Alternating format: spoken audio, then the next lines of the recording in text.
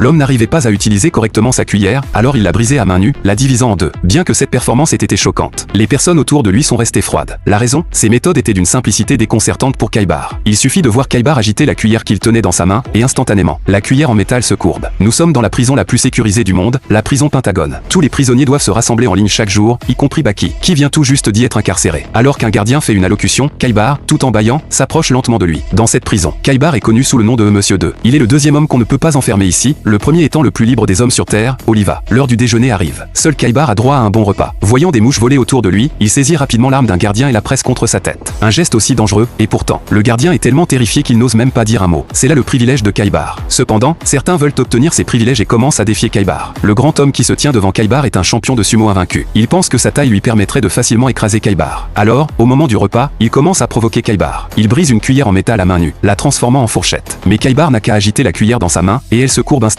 Furieux, l'homme considère cela comme une humiliation et renverse la table, éclaboussant le repas de Kaibar. Les gardiens accourent rapidement, mais Kaibar prend l'arme d'un des gardiens et la tend à l'homme, lui demandant de tirer sur sa tête. Le lutteur de sumo est hors de lui, mais au moment où il appuie sur la gâchette, Kaibar lui donne un coup de pied, le faisant tomber au sol. L'homme, à genoux, hurle de douleur. Lorsqu'il se relève, il est profondément frustré. Son domaine, c'est le sumo, alors il propose à Kaibar de s'affronter dans un combat de sumo. Le combat commence. L'homme essaie de soulever Kaibar, mais quel que soit l'effort qu'il met, Kaibar reste immobile. Voyant la faiblesse de son adversaire, Kaibar lui assène une gifle si violente que le tympan de l'homme éclate. Kaibar arrache un de ses cheveux et le pousse dans l'oreille de l'homme. Le cheveu s'enroule facilement autour du conduit auditif, et avec un léger tirage, l'homme s'effondre au sol. Kaibar gagne ce combat. Baki, qui observait la scène, est très excité. C'est exactement le genre d'adversaire qu'il voulait. Il défie alors Kaibar de se battre contre lui. Mais au moment où ils sont prêts à commencer, un gardien arrive soudainement pour interrompre leur conversation.